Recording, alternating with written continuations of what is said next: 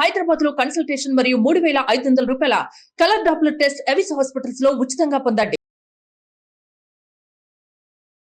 Hi hello నమస్తే, welcome back to Suman TV. ప్రస్తుతం మనతో పాటు ఉన్నారు family counsellor, motivational speaker, public speaker Rajani అమ్మ గారు. నమస్తే మ్యామ్. నమస్తే నవీన. మేము ఒక కేసు, హస్బెండ్కి 47 ఇయర్స్, వైఫ్కి 27 ఇయర్స్. ఇక్కడ చాలా ఏజ్ గ్యాప్ ఉంది, 20 ఇయర్స్. అయితే అతనికి ఆల్రెడీ ముందు ఒక అఫైర్ ఉంది హస్బెండ్కి.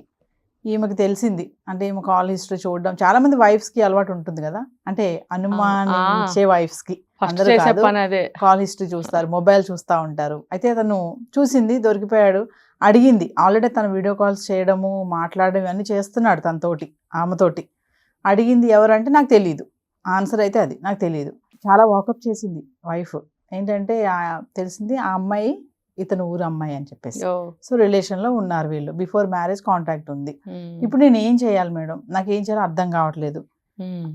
నేను తీసుకోవాల్సినటువంటి పాత్ ఏంటి అసలు? ఇప్పుడు నేను అన్ని తెలిసిపోయాయి, కలిసే ఉండనా, మరి ఏం చేయను అంటే ఏం చెప్తారు? అంటే అతనికి సెకండ్ మ్యారేజ్ కదా. సెకండ్ మ్యారేజ్ చేసుకున్నప్పుడు అసలు అంత చిన్న అమ్మాయిని ఎందుకు చేసుకోవాల్సి వచ్చిందో నాకు తెలియదు. మనకి ప్రస్తుతం మనకున్న డాటా ప్రకారం అమ్మాయిలు తక్కువ ఉన్నారని కదా. అటువంటి సిచ్యువేషన్లో అంత చిన్న అమ్మాయిని ఎక్కడ దొరకబట్టి పెళ్లి చేసుకున్నాడు అనేది తెలియదు. వీళ్ళు కూడా అసలు ఆలోచించుకోవాలి ముందుగానే. ఇంత 20 ఇయర్స్ గ్యాప్తో చేసుకుంటే మనకి ఎలా ఉంటుంది లైఫ్ అనేది అర్థం చేసుకోవాలి. ఇంకొకటి ఏంటంటే ఆ ఏజ్ ఉన్న మగవాళ్ళకి చాలా రకాల అలవాట్లు ఉంటాయి. ఇప్పుడు మొదటి భార్య ఎప్పుడు చనిపోయిందో మనకు తెలియదు, రెండో పెళ్ళి ఎప్పుడు చేసుకున్నాడో మనకు తెలియదు, ఆ మధ్యలో గ్యాప్ ఎంతో మనకు తెలియదు. ఆ గ్యాప్లో అలవాటు పడ్డాడేమో ఎవరితోనన్నా. తర్వాత పెద్దవాళ్ళు అంటారు కదా, ఒక పెళ్లి చేసుకోరా అంటే ముందు భార్యకి అన్న పిల్లలు ఉన్నారా, మనకేం ఇన్ఫర్మేషన్ లేదు. ఏవో కారణాలతోటి మళ్ళీ పెళ్లి చేయాలని చూస్తారు. అంటే 40 ఎంత అన్నారు? 47 అంటే దగ్గర 50 సంవత్సరాలు. మరి నెక్స్ట్ లైఫ్ అనేది అతనికి తోడు నీడ ఉండాలి. పిల్లలు ఉంటే వాళ్ళకి పెళ్ళిడికి వస్తే కావాలి కదా తోడు, పెళ్ళిళ్ళు చేయడానికి కానీ ఇంట్లో ఒక ఆడపిల్లకి గైడెన్స్ ఇవ్వడానికి ఒక తల్లి కావాలి కదా అని బలవంతం చేసి పెళ్ళిళ్ళు చేస్తారు. ఇష్టం లేకపోయినా పెద్దవాళ్ళ కోసం పెళ్ళిళ్ళు చేస్తారు.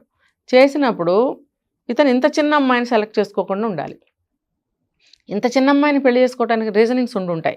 ఏంటనంటే ఆ అమ్మాయి ఫ్యామిలీ పూర్ ఫ్యామిలీ అయి ఉండొచ్చు, లేదా ఆ అమ్మాయికి ఏదన్నా కొంచెం ఏమంటారు హెల్త్ ఇష్యూస్ అని కూడా చెప్పను, ఏదైనా కాలు చేయి వంకర ఉండొచ్చు, సంబంధాలు రాకపోయి ఉండొచ్చు. ఆ కారణంతో కొంచెం పెద్దవాడు అయితే అయ్యింది, కాస్త ఆస్తిపాస్తులు ఉన్నాయేమో, లేకపోతే మంచి జాబ్ ఉందేమో, నీ లైఫ్ బాగుంటుందమ్మా అని కాంప్రమైజ్ చేసి పెళ్లి చేసి ఉండొచ్చు. రీజనింగ్స్ మనకు తెలియవు. సరే ఏ కారణమైనా కానీ పెళ్ళి అనేది చేశారు. చేసినప్పుడు అతనికి ఇందాక మనం అనుకున్నప్పుడు ఈ పెళ్ళికి ముందు మొదటి భార్య వెళ్ళిపోయిన ఆ గ్యాప్లో ఎవరితోనైనా పరిచయాలు ఏర్పడి అది ఆ అలవాటు మానుకోలేకపోతున్నాడేమో ఇప్పుడు కూడా పెళ్ళి అయిన తర్వాత. మరి అలాంటప్పుడు ఈ చిన్న అమ్మాయిని పెళ్లి చేసుకుని ఈ అమ్మాయిని బాధ పెట్టడం అవసరమా? ఈ అమ్మాయి ఏదో ఒక ఏమంటారు తన నిస్సహాయ పరిస్థితుల్లో నిన్ను పెళ్లి చేసుకుని ఉండొచ్చు గాక, అంటే ఆ వీక్నెస్ని అడ్వాంటేజ్ తీసుకుని నువ్వు ఇంకా ఆ సంబంధాన్ని కొనసాగిస్తున్నావా?